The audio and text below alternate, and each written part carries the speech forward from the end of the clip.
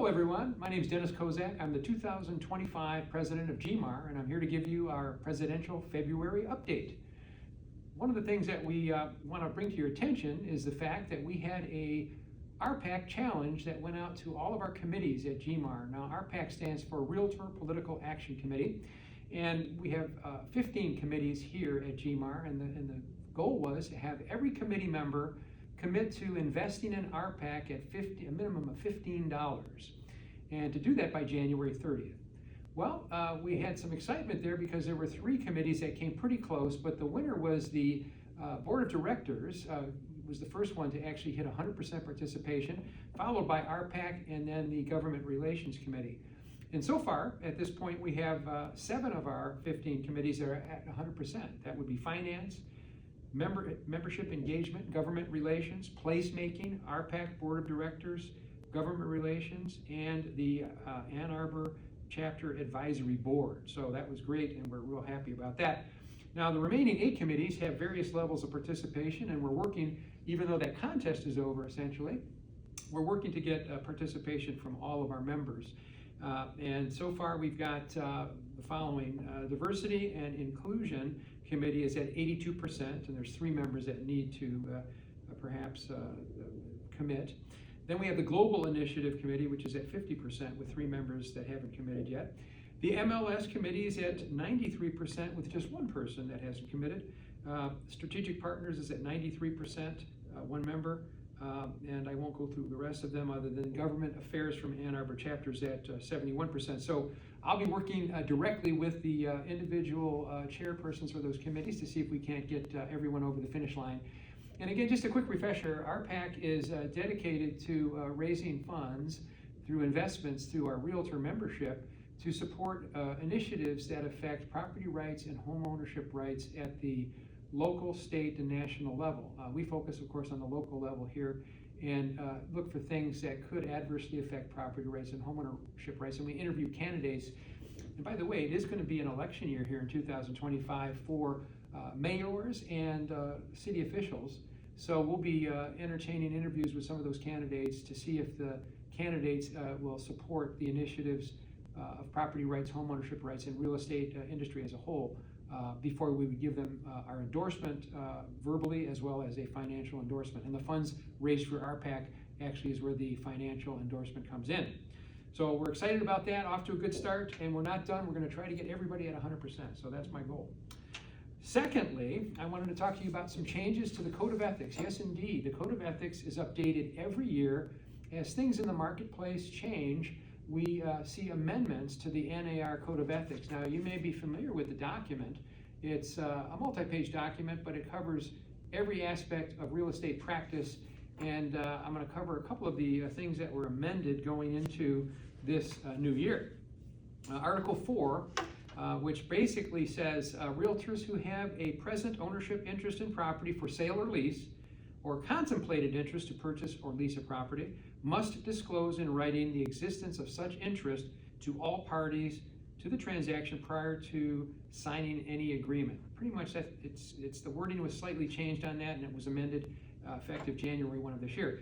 Under that article, Standard Practice 4.1 says the present ownership interest in the property for sale or lease, or contemplated interest to purchase or lease the property, includes transactions in which realtors do one of the following: represent themselves, they represent a member of their immediate family, they represent their firm or any broker or agent thereof, and represent an entity in which the realtor or member of their immediate family has a legal interest. So it's important to point those things out. Standard Practice 4.2 under that same Article 4 states, realtors are not required to disclose the identity of the client or customer nor the specific nature of the interest referred to in the Article 4, but they must disclose that there's an interest there. So we can protect the identity of the person, but we have to let everyone know in disclosure that that party may have a personal interest in the property for obvious reasons. Second item that was amended is Article 11. I'm not going to read the entire article as it states, but I'll give you the general idea of what's in Article 11. It basically states the services with which realtors provide to their clients and customers shall conform to the standards of practice and competence which are reasonably expected in a specific real estate discipline in which they engage. Specifically, residential real estate brokerage, real property management, commercial, and so on. Here's what the key thing to remember is realtors shall not undertake to provide specialized professional services concerning a type of property or service that is outside their field of competence. So that's what the key element is here. You don't want to be representing a client in an area of real estate which you are not a competent practitioner. You have to be trained and serviced in that discipline. So if you're not an appraiser and don't have an appraiser's license, you shouldn't be giving advice as if you are an appraiser and so on. Under Standard Practice 11.2, it goes on to say the obligations of the Code of Ethics in respect of real estate disciplines other than appraisal shall be interpreted and applied in accordance with the standard of competence and practice which clients and public reasonably require to protect their rights and interests considering the complexity of the transaction. The availability of expert assistance and where the realtor is an agent or subagent, the obligations of fiduciary or the applicable agency duties required by law are in place.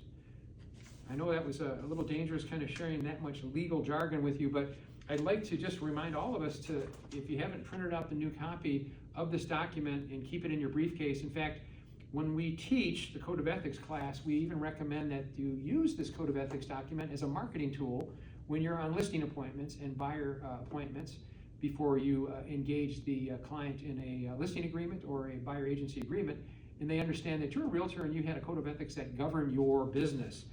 You know, we're real proud of the fact that we have such an element. Well, if I haven't totally bored you, I want to jump into some fun things that are coming up at GMAR. We've got some upcoming events. Our most recent one is going to be the Young Professional Network Lunch and Learn, and that's scheduled for March 6th at 11 a.m. to 1 p.m. at the GMAR offices. And the subject will be accounting essentials for real estate agents.